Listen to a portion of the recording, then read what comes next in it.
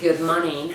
That's the beginning of March, and we are making purchases already with our March budget for groceries. And I like to show you, I'm just going to sort through my cash to see what I have on hand, how much we have left from February money that we took out, and how much we have for March, because my husband did groceries yesterday and he made some purchases. But a lot of time I like to pull all the money from our food container, our grocery container, bill container, or cash container before he start making purchases. But I didn't do that, so he started making purchases already for March.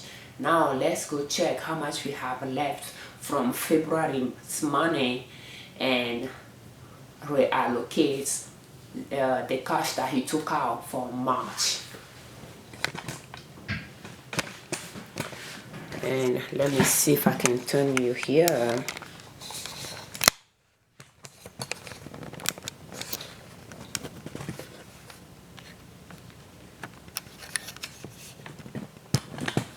So I have my envelopes. Let's see here.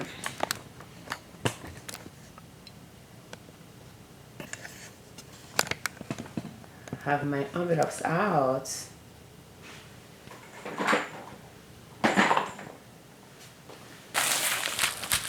And okay, so that's what he took out for March, and already that's food, and already we only have coins left. So he spent we took 210 out, so that's 150 for food and 60 for fruits. So, and then a lot of time I will put in here $20 for bread and milk. And I knew that before he started making purchases, I have $5 left from the milk budget. So I'm going to put that on the side, and let's see how much I know he said he purchased milk yesterday. So I'm having $6 here. So if he had to ask him, so I'll have, if that's $20, it makes sense that this will be for March, because he purchased one milk, and the milk he purchased it from Aldi. And I can quickly look at the receipt. So he purchased the milk for $2.04. So that means he took 20 out for milk and bread already. So he broke down 1.5. So you have this. So I won't say that this belongs to February. So that's March. And those are I have my coins here. And that's fruits. And fruit, we don't have anything left. So from February, this one is fruits as well. Oh, I think, let me make sure I'm not touching the one from last week. So we have, I'm not touching March money. So that means we have $23 left from food in March. I want to make sure of that.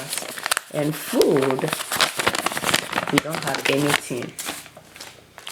So that's milk for March. So he already purchased one. I'll put this back in the container. And now, let's see how much we have here. So he spent $26 on grapes so far already.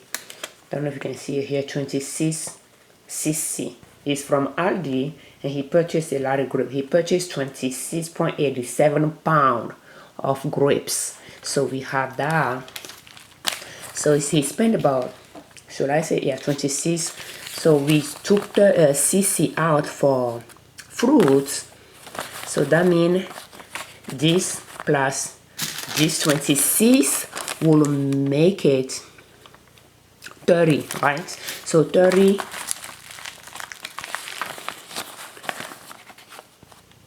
and 20, that's 50 $55.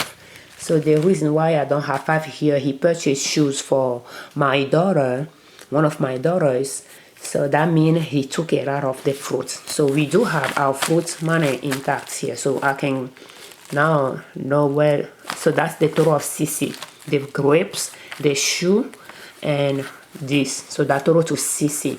Now what I'm going to do is, a lot of time I like to put something away for saving. If we need it, we'll take it, we'll get it back. But if we don't use it, then we don't. That's why we have some saving for fruit last month.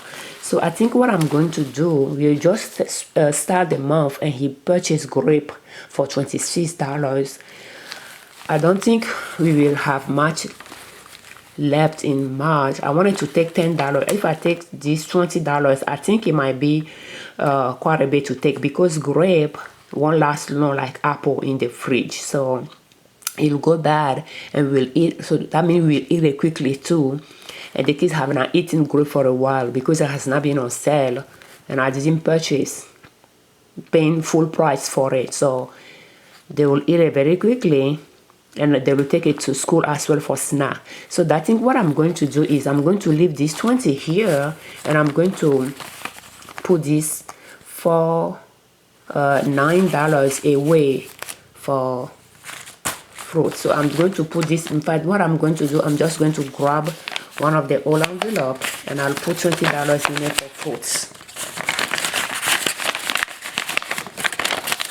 and that'll go back in the envelope, in the food container as well.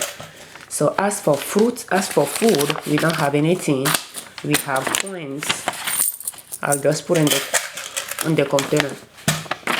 So now that we have fruits here, and that's saving from food $9, I'll put it in it, and it'll go in my folder here. And let's see what else we have in here.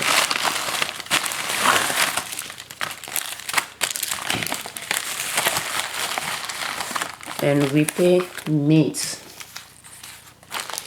this month, so that's why we took 220. We took 210 out. We didn't take 300 out.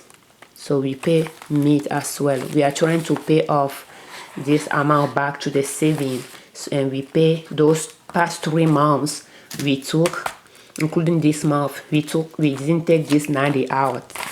We only took 210 out. So let's see what we have. This is for March. So, and that's food here that I saved for Sam's Club membership last month, and we end up spending it on pork chops. So this month, March, out of that 210, 150 was for food. We took $45 to pay for the membership. So I have this that belong to food.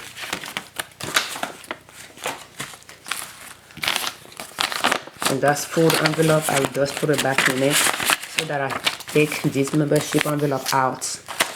So that's food money. That's food here as well. And I don't have anything here. In fact, I think I will use this envelope because it is, I wrote food on it properly. So I have this saving about how much? $7 for food. And this is this is food as well. So food, I have $2 here. I will add it back to this one as well. So that's about $9.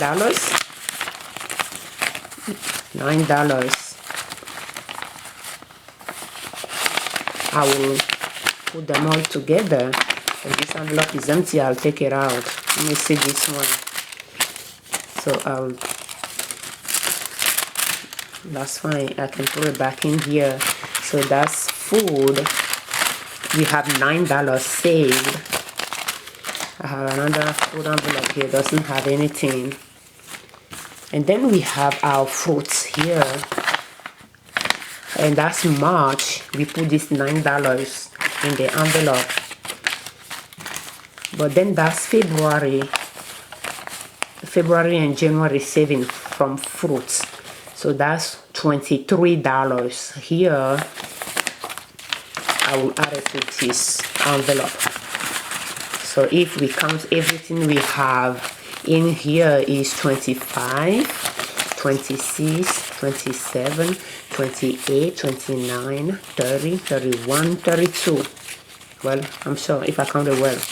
Okay, so that's $32 saved from fruits and $9 saved from food. So I will just, and that's meat, and I believe meat has something too, right? No, meat doesn't have anything, so that's that. That's what I saved from my groceries from January to March. So we don't know what things that we might need to purchase that we didn't expect. So if we need something that fall under grocery category, we will come and get it from those envelopes if we don't have anything in our cash or container for it. And then I'll just put this envelope away. And if something goes on sale in food or fruit, I know that I have some saving, I can afford it. Now I have all those envelopes here, I can just toss to free my, in fact this one I think I'll put it here just in case there is a food things on something on sale in the food category. If I take money out of this, I'll put it here for my husband so that he knows that that's the money he needs to use to buy that things on sale, so that you know he doesn't it doesn't get confusing with cash that we have. So I like to keep food and fruit envelope and then have cash for milk in the container. That's how it's easy for both of us to know what is what. Thank you for watching. I'm Afiavi June, Liberman, creators of Liberman Consulting LLC's YouTube channel and owners of Nina Soap. And our website is ninasoap.com. So that's how we use cash for our groceries, so that we just don't see something on sale and spend a lot of money buying it without really thinking about how much we have in our checking account to afford it or not to afford it. So if something is on sale, I want to spend my cash on it. So I like to save for those sales so that I have a ceiling for how much I can purchase.